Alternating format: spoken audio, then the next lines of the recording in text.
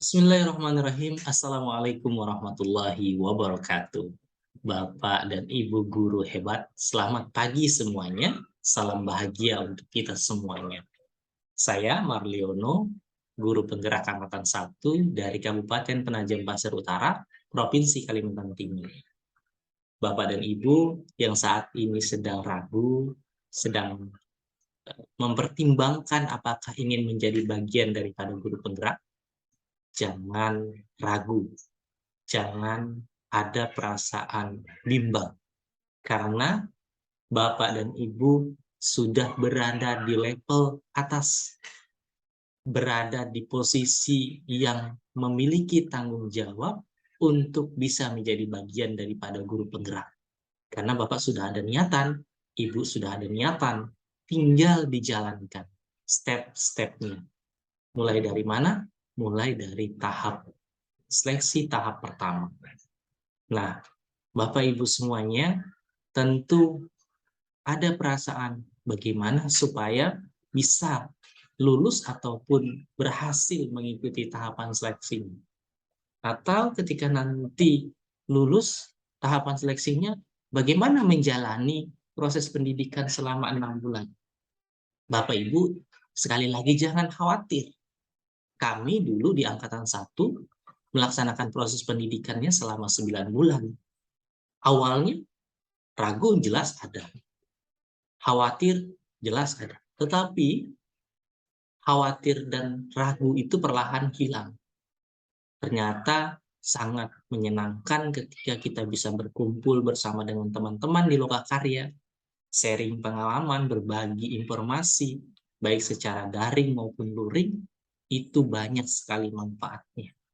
Oleh karena itu, putuskan dan yakinkan diri bahwa Bapak dan Ibu siap dan layak menjadi bagian daripada guru penggerak.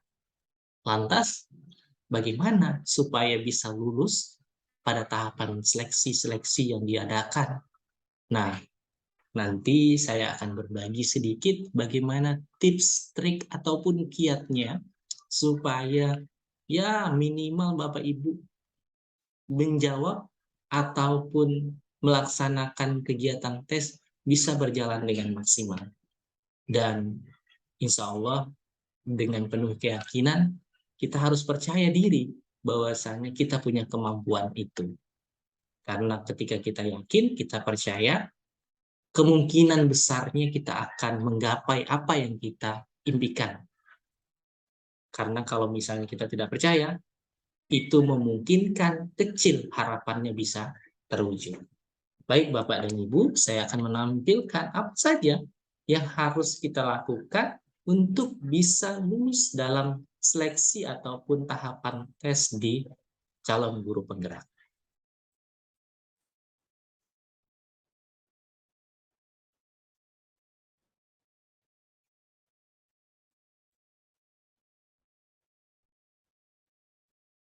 Nah, Bapak Ibu, dengan istilah CGP, seleksi CGP, saya siap. Nah, bagaimana supaya kita siap? Bagaimana supaya kita yakin bahwa kita bisa lulus? Nah, sedikit triksnya, sedikit kiatnya, sedikit tipsnya yang akan saya berikan. Yang saya akan bagikan adalah, yang pertama, kita harus kenalan dulu ya Bapak Ibu. Sedikit informasi mengenai saya. Ini, ya, saya juga hobi dengan kegiatan pramuka. Nah, apa itu CGP? Ya, calon guru penggerak tentunya yang mengikuti serangkaian tes baik itu tahapan 1 maupun tahapan kedua. Nah, apa saja tesnya? Ada tes tahap 1, yakni CV atau kurikulum vitae, ada unggah dokumen penting, kemudian ada esai. Kemudian ada tahap kedua nanti simulasi mengajar dan ada wawancara. Nah, terkait dengan CV, tentu ini adalah hal-hal yang secara umum pengalaman Bapak Ibu dan masing-masing. Jadi berbeda satu dengan lain halnya, diisi saja dengan kondisi sebenar-benarnya. Kemudian untuk dokumen, ini tentu juga hal-hal yang berkaitan dengan administrasi Bapak Ibu sekalian. Tentu nanti di dalamnya juga akan diminta mengunggah rancangan pembelajaran yang akan dilaksanakan pada saat simulasi mengajar. Bapak buat, Ibu buat dengan sederhana, yang terpenting adalah itu menggambarkan bagaimana Ibu dan Bapak mengajar di kelas. Buat dengan yakin, buat dengan percaya diri, dan pastikan tema atau topik yang Bapak Ibu pilih itu benar-benar Bapak Ibu kuasai. Jangan sampai nanti begitu Bapak Ibu mengajar, kemudian ditanya oleh dewan juri ataupun penilai, Bapak Ibu bingung dengan apa yang Bapak Ibu sampaikan. Nah, kemudian yang poin ketiga, ini ada esai.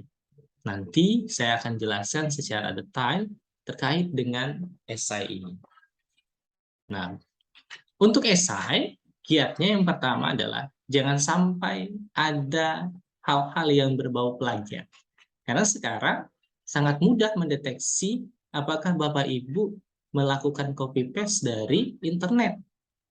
Nah, maka silahkan ditulis saja, diketik saja yang sesuai dengan kondisi sebenarnya, kondisi yang pernah Bapak Ibu lakukan. Sebagaimana kita ketahui, ada beberapa pertanyaan itu sangat dekat dengan pengalaman Bapak Ibu, kejadian yang Bapak Ibu alami, ataupun hal-hal yang mungkin bisa Bapak Ibu lakukan. Nah, kemudian perhatikan kaidah penulisan yang benar. Bapak Ibu bisa berkolaborasi dengan guru bahasa Indonesia, bertukar pikiran bagaimana cara menulis yang baik dan benar. Mungkin Bapak Ibu sudah membuat konsepnya, tinggal berkolaborasi bagaimana menyusun kaidahnya, menyusun tahapan-tahapan penulisnya, sehingga nanti bisa dibaca dengan baik dan benar. Kemudian yang ketiga, jangan ketika mengetik terlalu dekat dengan standar minimum karakternya. Misal karakter yang diperlukan adalah 250 sampai 500. Ya paling tidak 300 atau 350 itu juga akan memberikan gambaran bahwasanya Bapak Ibu memiliki pemahaman yang baik, memiliki kemampuan yang baik dalam menulis. Ketika Bapak Ibu sangat dekat dengan karakter minimum, maka nanti akan menjadi penilaian oleh penilai. Mungkin saja Bapak Ibu ada indikasi ya mau enaknya saja mungkin, atau terlalu pasrah dengan kondisi yang ada. Nah, ini juga akan menurunkan kredibilitas Bapak dan Ibu sekalian. Jadi, upayakan melebihi karakter, syukur-syukur bisa mendekati standar maksimal dari karakter yang diminta. Kemudian yang keempat, upayakan alur tulisannya runut. Artinya, urutannya mulai dari kata-kata awal ataupun pengantar sampai tulisan penutup ataupun kesimpulan yang mungkin Bapak Ibu sampaikan. Jadi jangan terbolak-balik dari A kemudian ke C, nanti baru kembali ke B, baru ke D, seperti itu contohnya. Itu mungkin sangat tidak baik, bahkan sulit untuk dipahami nanti oleh panelis ataupun dewan juri ataupun penilainya. Kemudian untuk simulasi mengajar. Nah, untuk simulasi mengajar, Bapak Ibu tidak perlu khawatir karena mengajarnya tidak lama Bapak Ibu. Maksimal mungkin 10 menit ya. Untuk kalau kami dulu di guru penggerak itu cuma 8 menit saja Bapak Ibu. Nah, bagaimana kiatnya? Nah, yang pertama adalah tentukan topik yang paling dikuasai. Artinya ini memang benar-benar yang Bapak Ibu pahami dengan baik, kuasai dengan baik, sehingga nanti proses eksplorasi di dalam simulasi mengajar itu bisa maksimal. Kemudian, gunakan model pembelajaran yang menarik. Nah, model pembelajaran yang menarik ini tentu yang nanti bisa menciptakan pembelajaran yang aktif di kelas. Jangan nanti Bapak Ibu tidak ada yang ditampilkan, tidak ada yang diberikan tugas kepada peserta didik, cuman ngomong saja. Nah, ini akan menjadi penilaian yang tidak baik nantinya. Kemudian tampilkan media pembelajaran berbasis IT. Kalau Bapak Ibu bisa menampilkan gambar menggunakan proyektor misalnya, kemudian menggunakan komputer, terlihat di dalam kamera atau terpantau oleh dewan juri, Saya pikir ini jauh lebih baik. Karena nanti dalam proses pembelajaran, ini nanti membutuhkan kemampuan Bapak Ibu dalam menggunakan perangkat IT. Sehingga ketika Bapak Ibu terlihat piawai ataupun mahir, minimal mengaplikasikannya dengan baik pada saat simulasi mengajar, saya pikir ini jauh lebih baik nanti digunakan. Kemudian, kondisikan diri dalam keadaan santai. Nah, ini yang terpenting Bapak Ibu. Jangan terlihat grogi, jangan terlihat kaku, jangan terlihat bingung ketika melakukan simulasi mengajar. Enjoy saja Bapak Ibu, relax saja. Kenapa? Karena itu akan berpengaruh kepada proses simulasi yang akan Bapak Ibu lakukan. Yang terpenting Bapak Ibu sudah menguasai materinya, paham tahapannya, insya Allah dimudahkan, diberikan kelancaran untuk menampilkan yang terbaik. Kemudian yang kelima adalah hadirkan keadaan pembelajaran yang menyenangkan. Jadi upayakan di dalam pembelajaran atau simulasi tersebut terlihat ada aktivitas yang membuat siswa di kelas itu menjadi nyaman. Jadi tidak merasa tertekan. Mungkin ada sedikit guyon ataupun kata-kata yang memotivasi peserta didik sehingga mereka merasa rileks dan enjoy mengikuti pembelajaran Bapak dan Ibu. Meskipun memang tidak terlihat peserta didiknya seperti itu. Kemudian siapkan rencana alternatif proses pembelajaran yang bisa dilakukan. Artinya apa ini Bapak Ibu? Ketika nanti Bapak Ibu mengalami suatu kendala misalnya, jangan lupa disiapkan alternatifnya. Misal tiba-tiba infokusnya tidak bisa berguna atau misalnya listrik sedang padam misalnya. Ya siapkan misalnya membawa poster ataupun hal-hal lainnya yang mendukung. Atau juga misalnya Bapak Ibu membawa peralatan-peralatan yang bisa ditunjukkan lainnya. Seperti misalnya torso kalau di dalam pelajaran IPA atau perangkat-perangkat lainnya, peta dan lain sebagainya, sesuai dengan mata pelajaran yang Bapak Ibu ampu selama ini. Kemudian analisis apa yang mungkin menjadi kekuatan dan kelemahan dalam proses belajar Bapak Ibu. Ya mungkin nanti akan ditanyakan pasca simulasi mengajar. Jadi dipersiapkan saja hal-hal seperti itu.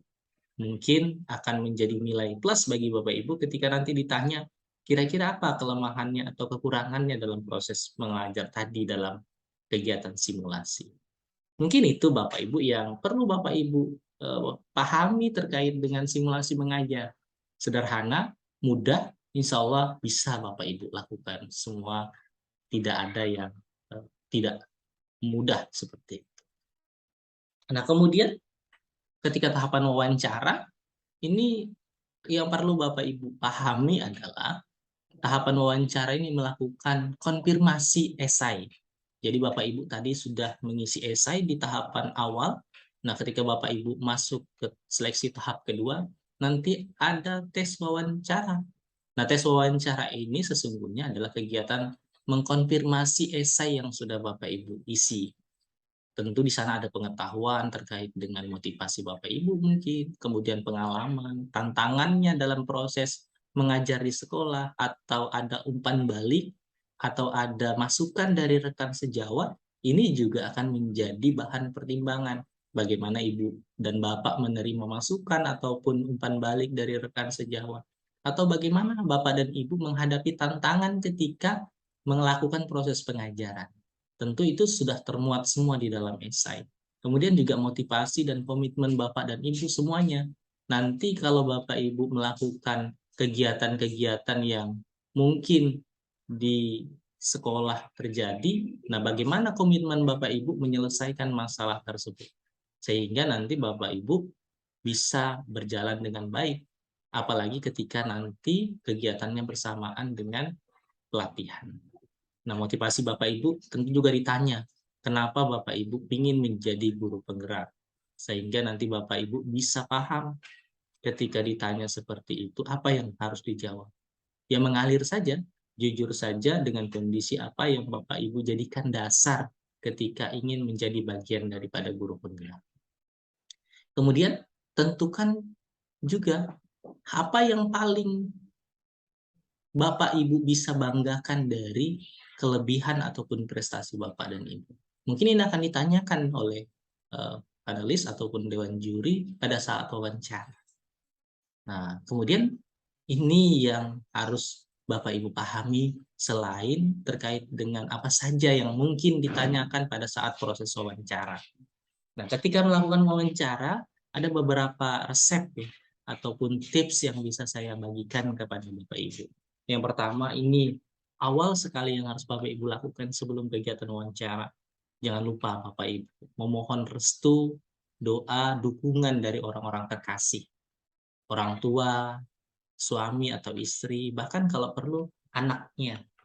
Nah, karena doa dan dukungan mereka ini luar biasa, akan berpengaruh, akan berdampak yang besar bagi perkembangan ataupun kelanjutan Bapak dan Ibu sekalian.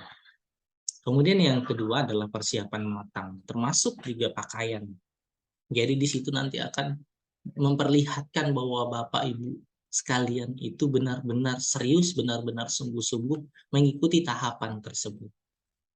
Kemudian hadir lebih awal jauh lebih baik. Ketika Bapak Ibu misalnya terjadwal jam 9 misalnya, bisa hadir lebih awal di forum meeting 10 menit, 5 menit, karena akses akan dibuka ketika Bapak Ibu mengikuti wawancara tersebut akan dibuka mungkin sekitar 15 menit sebelum kegiatan itu, akses sudah dibuka oleh admin ataupun operator. Nah, sehingga Bapak Ibu bisa join lebih awal, sehingga itu juga akan mempertimbangkan bahwasanya Bapak Ibu benar-benar siap dan berkomitmen baik untuk mengikuti kegiatan wawancara. Jangan sampai terlambat ya Bapak Ibu. Jadwalnya 9, Bapak Ibu baru bisa join jam 9:05 atau bahkan lebih.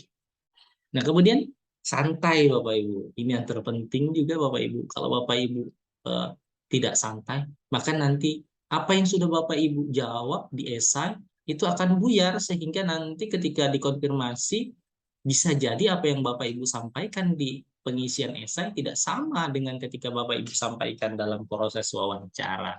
Jadi santai saja, rileks saja.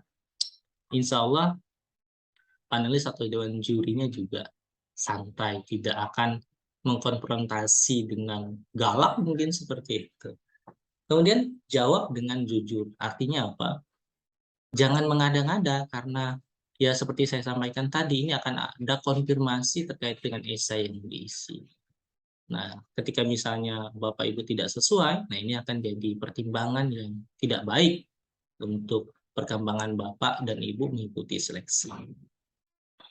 Kemudian yang berikutnya adalah gestur yang meyakinkan. Jadi ketika Bapak Ibu ditanya nanti, yakinkan diri Bapak bahwasanya Bapak dan Ibu semuanya punya kemampuan yang baik, sehingga ketika ditanya jawab dengan gestur yang meyakinkan, duduk dengan rileks namun tetap ada posisi yang memberikan penilaian yang positif bagi Bapak dan Ibu sekalian. Kemudian yang berikutnya adalah komunikasi positif. Artinya jangan sampai ada kata-kata yang seakan-akan berlebihan atau mengkecilkan nilai Bapak di mata panelis atau dewan juri. Kemudian usahakan ada komunikasi yang baik berupa misalnya memuji panelis dengan jujur, bukan dibuat-buat tentunya. Atau ketika di penutup memohon maaf ketika ada hal-hal yang keliru, kemudian juga lebih baik ketika ada kalimat-kalimat mendoakan bagi panelis atau dewan juri nantinya ketika mau dilakukan proses penutupan sesi wawancara. Nah, itu termasuk hal yang positif. Dan terakhir, berikutnya ya, jangan lupa berdoa Bapak Ibu sebelum memulai kegiatan. Karena doa sendiri juga harus dilakukan, terutama supaya dimudahkan dalam berbicara, berkomunikasi yang baik, kemudian juga tidak ada kendala apapun. Jangan sampai nanti karena kita lupa berdoa, tiba-tiba jaringan eh, tidak bagus atau listrik padam, sehingga nanti daya juga dari laptop ataupun perangkat lainnya tidak support, ini juga akan jadi masalah nantinya. Jadi jangan lupa berdoa Bapak Ibu. Dan yang terakhir ini adalah percaya Bapak Ibu. Percaya pada kekuatan doa, percaya kepada dukungan dan motivasi dari keluarga. Kemudian percaya ketika nanti Bapak Ibu sudah mendapatkan apa yang menjadi hasil dari seleksi ini, itulah yang terbaik Bapak Ibu. Dan percaya bahwasanya ketika Bapak dan Ibu sudah berusaha semaksimal mungkin, akan diberikan hasil yang baik pula oleh Sang Pencipta. Mungkin itu yang dapat saya sampaikan, Bapak dan Ibu guru hebat semuanya. Tidak perlu khawatir, tidak perlu ragu, selesaikan tahapan seleksi Bapak Ibu, terutama seleksi tahap awal, pengisian esainya segera diselesaikan, submit, dan yakinkan diri Bapak bahwa Bapak dan Ibu semuanya bisa menjadi bagian daripada guru penggerak. Salam sehat dan bahagia untuk guru di seluruh Indonesia. Terima kasih telah menyaksikan video ini. Mohon maaf atas segala kehilapan. Saya akhiri. Assalamualaikum warahmatullahi wabarakatuh.